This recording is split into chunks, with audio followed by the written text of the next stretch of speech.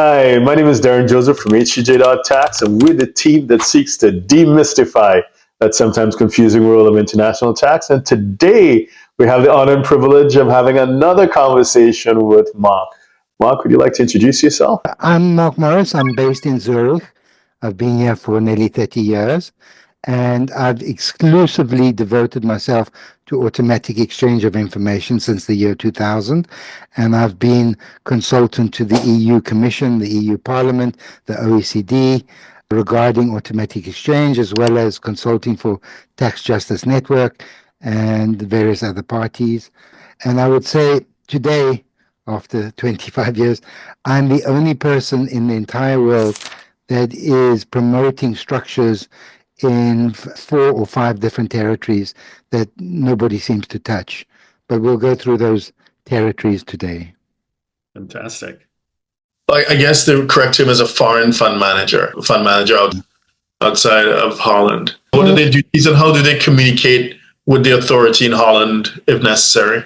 The foreign fund manager must notify the authorities in Holland, the fund authorities, that he intends to manage a fund in the Netherlands. Or if you intend to offer the fund for sale in the Netherlands. But if you don't inform them and you inform your own authorities, the ones that have signed this memorandum of understanding, it's really up to them to inform, like the IGA 1s and IGA 2s of FATCA. Right. One where you send the information to your authorities and they send it to the US, or you do it direct. The notification attaches what they call an attestation of the competent home state authority of the fund manager. This is IGA 1, right? Where they send an attestation. There's no formal requirements exist as to the format of the attestation. I remember when we were in Montenegro, we were asking them, what form are you sending them? And they said nothing. We're just going to send them an email.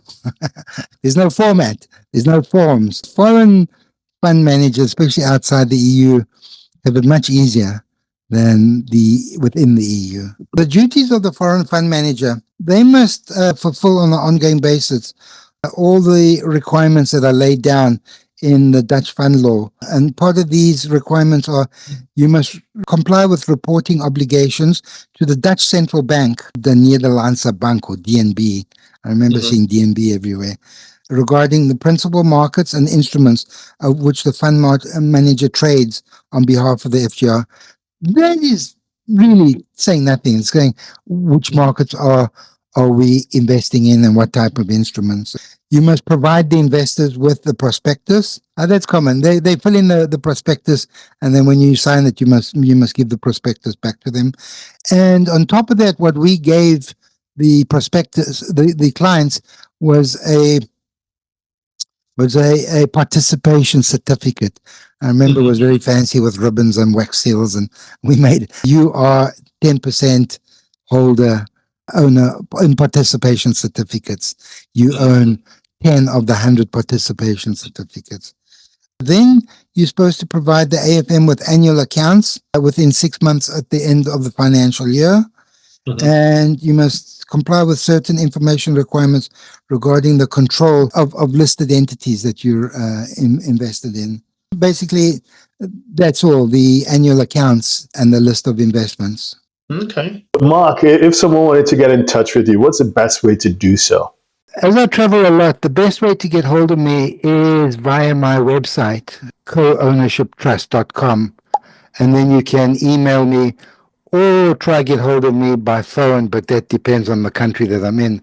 If they've got cell phone coverage, I go to some really remote places in the world, Falkland Islands, St. Helena, etc. So the best is via my website.